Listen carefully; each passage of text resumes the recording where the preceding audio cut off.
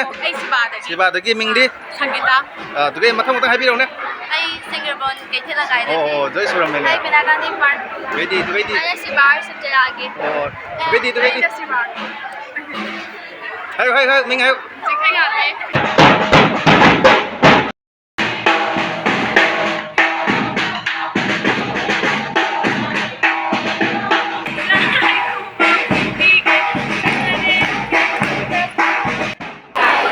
ꯑꯩꯒꯤ ꯃꯤꯡ ꯉꯥꯉꯣꯝ ꯕꯤꯁ꯭ꯋꯖꯇꯤ ꯑꯃꯜꯒꯝ an institute of performing arts ꯍꯥꯏꯔꯤꯕ 2018ꯗ ꯂꯤꯡꯈꯠꯆꯈꯤꯕ ꯏꯟꯁꯇꯤꯇ꯭ꯌꯨꯠ ꯑꯁꯤꯒꯤ ꯗꯥꯟꯁ ꯏꯟꯁꯇ꯭ꯔꯛꯇꯔ ꯑꯣꯏꯅ ꯂꯩꯖꯕꯅꯤ ꯑꯩꯅ ꯍꯧꯖꯤꯛ ꯄꯔꯐꯣꯔꯃꯤꯡ ꯑꯥꯔꯠꯁꯇꯒꯤ ꯃꯥꯁꯇꯔꯁ ꯂꯣꯏꯔꯕ ꯃꯇꯨꯡꯗ ꯔꯤꯁꯔꯆ ꯇꯧꯖꯔꯤ ꯑꯁꯤꯒꯨꯝꯂꯕ ꯑꯥꯔꯠ ꯐꯣꯔꯝ ꯑꯁꯤꯗꯒꯤ ꯑꯩꯈꯣꯏꯒꯤ ꯁꯣꯁꯥꯏꯇꯤ ꯑꯁꯤꯗ ꯂꯩꯔꯤꯕ ꯑꯃꯣꯠꯄ ꯑꯗꯩꯗꯤ ꯃꯥꯡꯍꯟꯕ ꯌꯥꯕ ꯑꯩꯈꯣꯏꯒꯤ ꯑꯀꯤꯕ ꯐꯤꯕꯝꯗ ꯂꯩꯔꯤꯕ ꯁꯃꯥꯖ ꯑꯁꯤꯕꯨ ꯀꯔꯝꯍꯥꯏꯅ ꯆꯨꯝꯊꯣꯛꯀꯅꯤ ꯍꯥꯏꯕ ꯃꯇꯝꯗ ꯋꯥꯟ ꯑꯦꯟ ꯑꯣꯟꯂꯤ ꯑꯥꯔꯠ ꯀꯂꯥ ꯍꯥꯏꯔꯤꯕ ꯑꯁꯤꯅ ꯑꯩꯈꯣꯏ ꯃꯁꯦꯟꯁꯦ ꯑꯃꯠꯇ ꯑꯣꯏꯅ ꯄꯨꯟꯁꯤꯟꯕ ꯉꯝꯃꯤ ꯂꯣꯏꯅꯅ ꯆꯤꯟꯖꯥꯛꯇ ꯈꯪꯗꯦ ꯑꯩꯈꯣꯏꯒꯤ ꯁꯥꯖꯠ ꯂꯤꯆꯠꯇ ꯈꯪꯗꯦ ꯐꯠꯇꯕ ꯂꯝꯕꯤꯗ ꯆꯠꯈꯤꯒꯗꯕ ꯑꯗꯨ ꯑꯩꯈꯣꯏꯒꯤ ꯀꯂꯥ ꯑꯩꯈꯣꯏꯒꯤ ꯑꯥꯔꯠ ꯑꯁꯤꯒꯤ ꯃꯇꯦꯡꯅ ꯑꯩꯈꯣꯏꯅ ꯑꯐꯕ ꯂꯝꯕꯤꯗ ꯑꯃꯨꯛ ꯄꯨꯁꯤꯟꯕ ꯉꯝꯃꯤ ꯍꯥꯏꯅ ꯑꯩꯅ ꯇꯝꯖꯔꯛꯏ ꯄ꯭ꯂꯁ ꯑꯩꯒꯤ ꯄꯔꯁꯣꯅꯦꯜ ꯑꯦꯛꯁꯄꯤꯔꯤꯌꯦꯟꯁꯀꯤ ꯃꯇꯨꯡ ꯏꯟꯅ ꯍꯥꯏꯖꯕꯅꯤ ꯃꯔꯝ ꯑꯗꯨꯅ ꯑꯩꯒꯤ ꯏꯈꯥ ꯇꯥꯕꯗ ꯍꯧꯔꯛꯂꯤꯕ ꯃꯌꯥꯝꯁꯤꯡ ꯑꯁꯤꯕꯨꯁꯨ ꯍꯥꯏꯔꯤꯕ ꯂꯝꯕꯤ ꯑꯁꯤꯗ ꯀꯂꯥꯒꯤ ꯂꯝꯕꯤ ꯑꯁꯤꯗꯒꯤ ꯑꯩꯈꯣꯏꯅ ꯑꯃꯠꯇ ꯑꯣꯏꯅ ꯄ꯭ꯂꯁ ꯑꯆꯨꯝꯕ ꯑꯐꯕ ꯂꯝꯕꯤꯗ ꯆꯠꯃꯤꯟꯅꯁꯤ ꯍꯥꯏꯕꯒꯤ ꯄꯥꯟꯗꯝꯗ ꯃꯁꯤꯒꯤ ꯋꯥꯔꯛꯁꯣꯞ ꯑꯁꯤ ꯁꯤꯟꯖꯈꯤꯕꯅꯤ ꯉꯁꯤ ꯅꯨꯃꯤꯠ 9ꯅꯤ ꯁꯨꯗꯨꯅ ꯋꯥꯔꯛꯁꯣꯞ ꯑꯁꯤ ꯃꯄꯨꯡ ꯐꯥꯔꯦ ꯑꯗꯨꯒ ꯁꯤ ꯍꯥꯏꯔꯒ ꯊꯥꯒꯠꯆꯔꯤ ꯆꯦꯅꯦꯜ ꯑꯁꯤꯕꯨ ꯅꯧꯅ ꯌꯦꯡꯕꯤꯔꯤꯕ ꯃꯤꯄꯨꯝ ꯈꯨꯗꯤꯡꯃꯛꯅ ꯂꯥꯏꯛ ꯁꯕꯁꯀ꯭ꯔꯥꯏꯕ ꯑꯃꯁꯨꯡ ꯕꯦꯜ ꯑꯥꯏꯀꯟ ꯅꯝꯁꯤꯟꯕꯤꯗꯨꯅ ꯇꯨꯡ ꯀꯣꯏꯅ ꯃꯤꯌꯥꯝꯒꯤ ꯁꯦꯕꯥ ꯃꯄꯨꯡ ꯐꯥꯅ ꯇꯧꯕ ꯉꯝꯕꯒꯤ ꯈꯨꯗꯣꯡꯆꯥꯕꯗꯨ ꯄꯤꯅꯕꯤꯌꯨ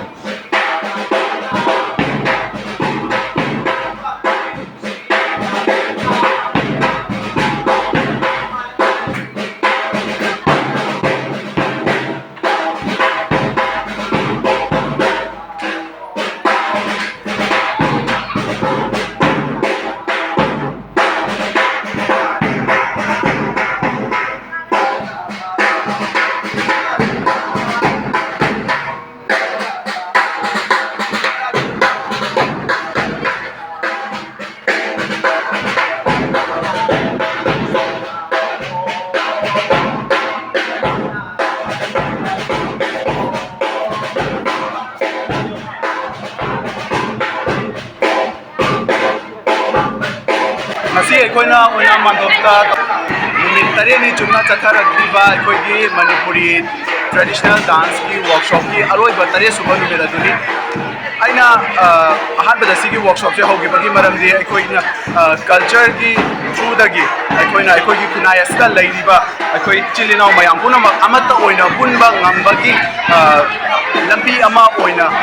यागद्रा हाइबगी पानमदा अखोइना मसिगी वर्कशॉप असे सिंगिबनी तसेंगनमक्की अइना खंजरंबा एस्टिमेट अइना खंजरंबा चांग अदुदगी यामना हेना अखोइगी चलसिंगना दैदी इनाउसिंग अइना ख्वाइ हराउजरिसे अखोइगी नेनेसिंग इंगोमचा इतैमा इचेसिंग मखोइ म्याम पुन्ना कुनबिरे हायरगा अयाम्बा मसिंग को मोर देन 150 people ना अखोइना सिगैसिगा पुल्ला कांदा अखोइगी वर्कशॉप से तसेंगना मपुंग फाबा हाइबदो ओइदना ngasi se tare suba numit aduni aduga ngasi gi tare suba numit ase loiraba matungda अखोइना numit nini ka gap thamde hairaga lagliba yumsa kaisa numit 24 of this month अखोइगी yumsa kaisa numit asida अखोइना तमजरक्लिबा numit tare ni asida तमजकिबा लेनाकिबा मयाम अदु मयामगी ममांगदा ओइना मानदो बाइना खंगनारिबा कुनौगी ngasi overbridge की मखादा हेक मखादा लेरिबा ओइना मानदो बसगी असिमक्तदा अखोइना अरोइबा final अखोइगी पोंबा हाइतारे अदुदो मयामगी ममांगदा खुदो तमजगनी मयाम पुनमना अखोइगी इनातपु अमत्ता ओइना खबर मिनसी अमत्ता ओइना योखत मिनसी मरम अदुना मयाम पुनमगना लाक्तुना अखोइगी यमसा कैसा नुमिता पांगदोकदौरिबा final अखोइगी इचगदौरिबा असि आंगांसिंगी ओइबा लैसाबी पाखलसिंगी ओइबा मौगी ओइबा अपुनबगी ओइबा अखोइगी final show असि million कामिनसी हादुना मयाम पुनमता नोलुपना निंसिंगजरी अमदि हानि सरुक याबिबा पुनमपु सियारगलस चैनल असिबु नौना यंगबिरिबा मिपुंग खुदिंगमकना लाइक सब्सक्राइब अमसुंग बेल आइकन नमजिनबिदुना तुंग कोइना मियामगे सेवा मपुंग फाना तौबा ngambagi khudongchabado pinabiu।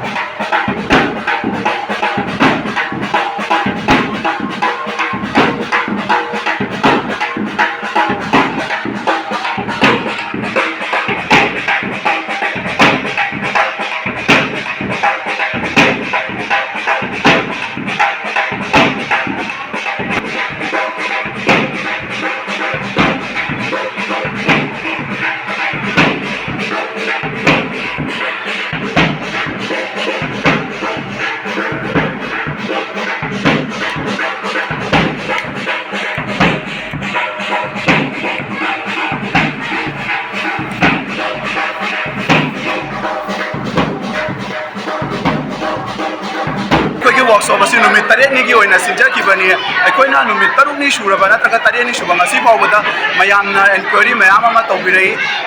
madugi damakta su mayam puno pu hani hai leitana thagachari handaki taretni gi oiba workshop asida yahoba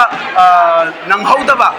late होना थेंगना इन्फॉर्मेशन फंगबदबगिनी नत्रगा अखोई अयमा से पाव फानदबदगिनी अमा बोर बसु अदुमाइना इन्फॉर्मेशन फंगौदबदगी अखोई हंदकी वर्कशॉप से याहोदब मयाम पुनो मतुंगदा लाकदब वर्कशॉप सिंगदा सुंगसोय सोयदना सरुक यामिनसी हाइजरी अदुगा हौजिकी होइना मसिगी तरेनी शुभ वर्कशॉप असिगी फाइनल शो सिउलबा मतुंगदा थिएटर की होइबा वर्कशॉप अमा सिंजगे हाना थोरांगजरी हौजिक मदुगी होइबा मरु कई हानी मयेक शेंगबा अखोई इन्फॉर्मेशन दो हाइजब ngамजरoi मरम अदुना डिटेल की दमक 9365178801 9365178801 हारिबा सिदा कांटेक्ट तौबिरक्तुना मखा तारकदौरिबा वर्कशॉप हाइबदी अखोई मथंगी लखोचगदौरिबा क्लासिंग असिबु सरुक यामिनसी हाना मयाम पुनम हाइजर सन मैम काय तगिनो सिबा दई को पुनः मुक सिबा दई नि को कइनो दि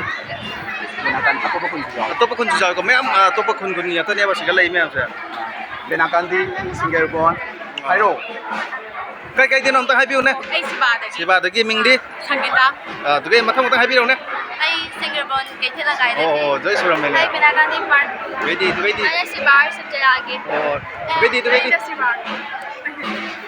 हाय मिंग हाय ꯆꯤꯡꯈꯩꯉꯥꯟꯕꯤ ꯑꯗꯨꯒꯤ ꯀꯩꯅꯣ ꯍꯟꯗꯛꯀꯤ ꯋꯥꯔꯛꯁꯣꯞꯁꯤꯒ ꯑꯩꯈꯣꯏꯒꯤ ꯏꯃꯥꯟꯅꯕꯤꯁꯤꯡ ꯍꯥꯏꯇꯥꯔꯦꯀꯣ ꯃꯣꯏꯗ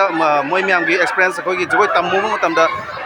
ꯍꯧꯅꯔꯨꯕ ꯂꯩꯕ꯭ꯔꯥ ꯅꯠꯇ꯭ꯔꯒꯅ ꯀꯃꯥꯏꯅ ꯇꯧꯕ ꯍꯧꯅꯔꯛꯄꯗꯤ ꯂꯩꯇꯦ ꯑꯗꯣ ꯗꯥꯃꯣꯅ ꯑꯩꯉꯣꯟꯗ ꯁꯨꯝ ꯀꯣꯟꯇꯦꯛ ꯇꯧꯔꯛꯑꯦ ꯐ꯭ꯔꯤ ꯋꯥꯔꯛꯁꯣꯞ ꯇꯧꯒꯅꯤ ꯑꯩꯈꯣꯏ ꯁꯤꯕꯥꯗ ꯑꯗꯣ ꯌꯥꯎꯁꯤ ꯈꯣꯠꯁꯤꯅ ꯑꯗꯣ ꯑꯗꯨꯝ ꯑꯍꯥꯟꯕꯗꯒꯤꯕꯨꯗꯤ ꯈꯔ ꯍꯩꯌꯦꯕ ꯖꯒꯣꯏꯁꯦ ꯑꯗꯣ ꯌꯥꯝ ꯀꯟꯅ ꯊꯣꯛ ꯈꯣꯠꯂꯒ ꯁꯥꯕꯗꯨꯗꯤ ꯀꯩꯁꯨ ꯇꯧꯗ꯭ꯔꯤ ꯑꯗꯣ ꯍꯧꯖꯤꯛꯇꯤ ꯍꯥꯏꯗꯤ ꯅꯨꯃꯤꯠ 9ꯅꯤꯗꯅꯤ ꯑꯩꯈꯣꯏꯅ ꯈꯝꯕ ꯊꯣꯏꯕꯤ ꯇꯝꯃꯤꯁꯦ ꯑꯗꯣ